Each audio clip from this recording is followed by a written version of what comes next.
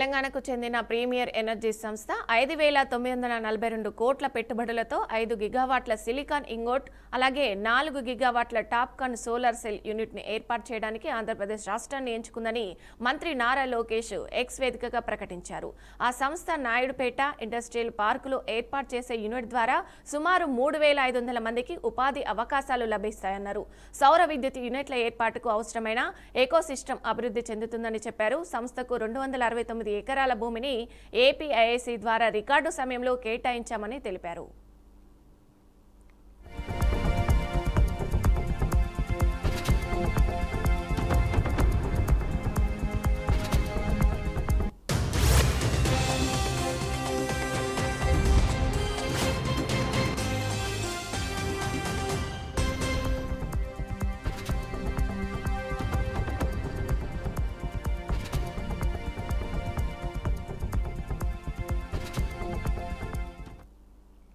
2024 అక్టోబర్లో సంస్థతో సంప్రదింపులు ప్రారంభించి 2025 ఫిబ్రవరికి భూములు కేటాయించామని వివరించారు.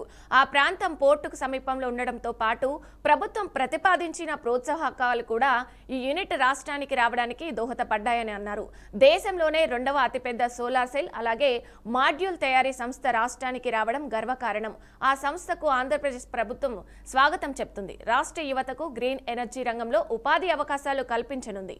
ఇలాగే దీనిపై లోకేష్ ఎక్స్ లో పోస్ట్ చేశారు.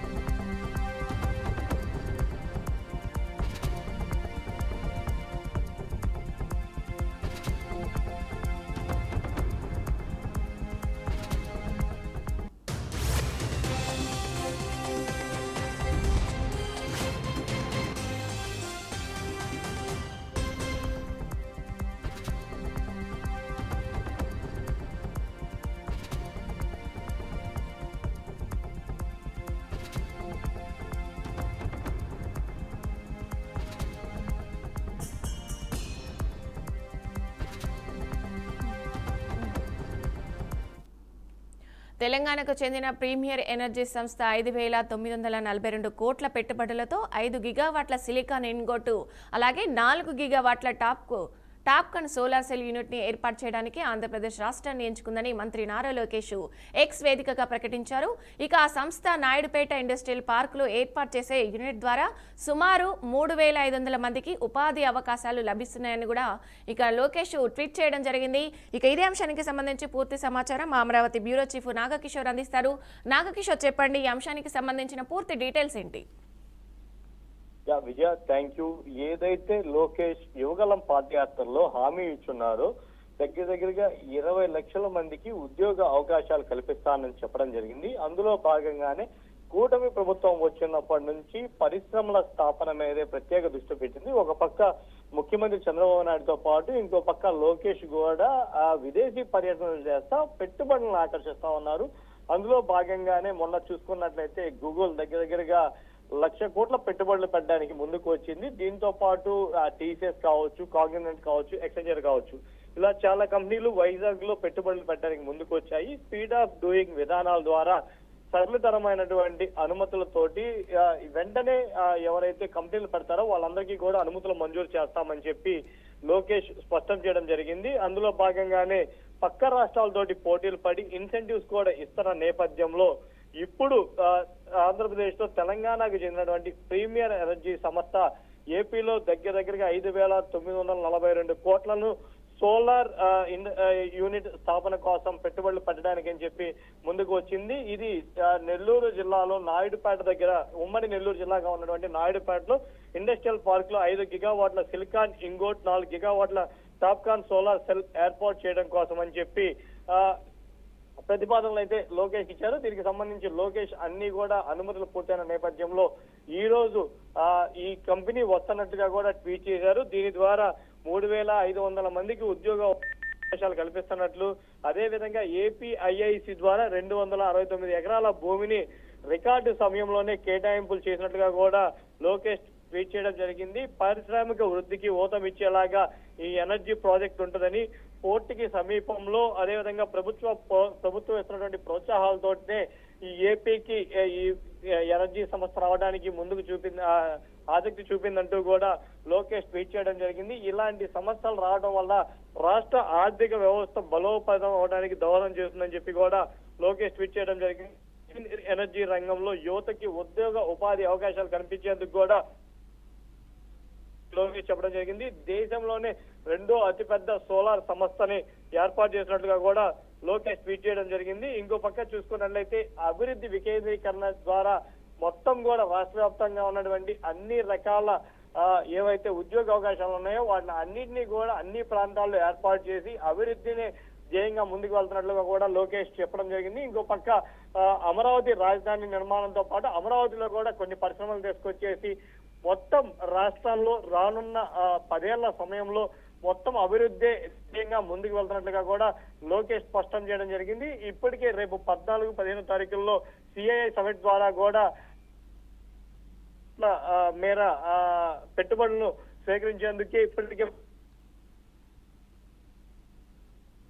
ఆస్ట్రేలియా పర్యటనలో కావచ్చు, చంద్రబాబు నాయుడు లండన్ పర్యటనలో కూడా పారిశ్రామిక మంత్రులను కలిసి ఇక్కడికి ఆహ్వానించడం జరిగింది. పెద్ద ఎత్తున పెట్టుబడులు తీసుకొచ్చేసి ఇక్కడ చదువుకున్న పిల్లలకి ఇక్కడే ఉద్యోగ అవకాశాలు కల్పించడమే లక్ష్యంగా కూటమి ప్రభుత్వం ముందుకు వెళ్తా ఉంది.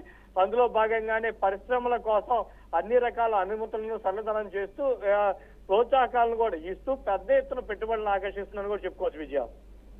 అయితే నాగకిషోర్, అమరావతిలో ఏపీలో నాయుడుపేట దగ్గర ఈ యూనిట్ని స్థాపిస్తున్నట్టు కూడా తెలుస్తుంది. అంటే అదే ప్రాంతాన్ని ఎంచుకోవడానికి గల కారణాలు ఏమైనా ఉన్నాయా? ఎందుకంటే ఇక్కడ విజయ ప్రధానంగా చూసుకున్నట్లయితే నాయుడుపేటకి అతి సమీపంలో కృష్ణపట్నం పోర్ట్ ఒకటి ఉంది, ఇంకో పక్క చెన్నై పోర్ట్ ఒకటి ఉంది. ఇవే కాకుండా ఎయిర్పోర్ట్ పరంగా చూసుకుంటే రేణుగుంట ఉంది దగ్గరలో, ఇంకో పక్క చూసుకుంటే చెన్నై ఎయిర్పోర్ట్ ఉంది. సో ఎలా చూసుకున్నా కానీ అతి సమీపంగా అన్ని రకాల వసతులు ఉన్న ప్రాంతం కాబట్టి, అది కాక అక్కడ దగ్గరలోనే శ్రీ సిటీ కూడా ఉంది. సో పరిశ్రమలకి సంబంధించి ఆ ప్రాంతంలో డెవలప్మెంట్ అనేది జరగడానికి బాగుంటది. అదేవిధంగా కర్నూలులో కూడా ఎనర్జీకి సంబంధించిన ప్లాంట్లు ఏర్పాటు చేస్తున్నారు. ఇంకో పక్క ప్రకాశం జిల్లాలో కూడా ఏర్పాటు చేస్తున్నారు. ఇప్పుడు ఇటు నెల్లూరు జిల్లాలో కూడా ఏర్పాటు చేసినట్లయితే తిరుపతికి అదేవిధంగా నెల్లూరుకి 2 జిల్లాలకి కూడా కొంచెం ఉద్యోగ అవకాశాలు ఎక్కువగా కల్పించడానికి అవకాశం ఉంటది. కాబట్టి ఇప్పుడు వస్తున్న ప్లాంట్ ని అన్ని రకాల వసతులను చూసుకొని ఏదైతే ఏపీఐఐసికి సంబంధించి ఇండస్ట్రియల్ ల్యాండ్స్ కావచ్చు, అదేవిధంగా సంబంధించి కావచ్చు, అదేవిధంగా పోర్టుకి సంబంధించి కావచ్చు, అన్ని రకాల వసతులు ఉన్నాయి కాబట్టి ఇప్పుడు నాయుడుపేటను ఎంచుకోవడం జరిగింది. ఇంకో పక్క అభివృద్ధి వికేంద్రీకరణ అంటే ఒక్క చోటే కాకుండా మొత్తం అభివృద్ధి అనేది స్టేట్ వ్యాప్తంగా అన్ని చోట్ల జరగాలి కాబట్టి అటు వైజాగ్ లో కొన్ని కంపెనీలు ఏర్పాటు చేస్తున్నారు. ఇంకో పక్క విజయవాడలో గన్నవరం దగ్గర కూడా కొన్ని సాఫ్ట్వేర్ కంపెనీలు ఇప్పటికే టెక్ మహీంద్రా కావచ్చు, హెచ్ఎల్ కావచ్చు కార్యకలాపాలు ప్రారంభించిన. ఇంకో పక్క ఎక్స్చెంజర్ తోటి కూడా సంప్రదింపులు జరుగుతా ఉన్నారు. ఒక ఎక్స్చెంజర్ అయితే ఒక బ్రాంచ్ అయితే ఇప్పటికే వైజాగ్ లో ఏర్పాటు చేస్తామని చెప్పారు. గూగుల్ తో పాటు టీసీఎస్ కూడా డేటా సెంటర్లను ఏర్పాటు చేయడం జరుగుతుంది. సో అన్ని రకాలు ఏదైతే అటు కియా కార్ల షోరూమ్ కావచ్చు, ఎలక్ట్రికల్ హబ్ కావచ్చు, అలా మొత్తం రాష్ట్ర వ్యాప్తంగా కూడా అన్ని ప్రాంతాలని చూస్ చేసుకొని ప్రతి ప్రాంతంలో కూడా అభివృద్ధి ఉండాలనే లక్ష్యాలతో ముందుకు వెళ్తున్నారు.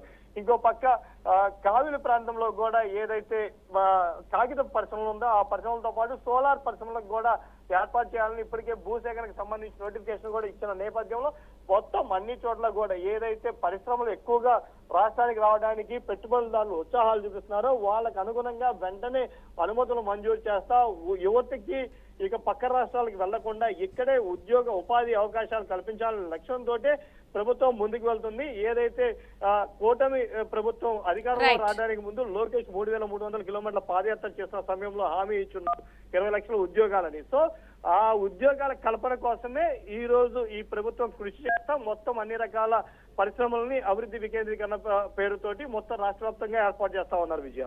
Right, thank you Nagakishore.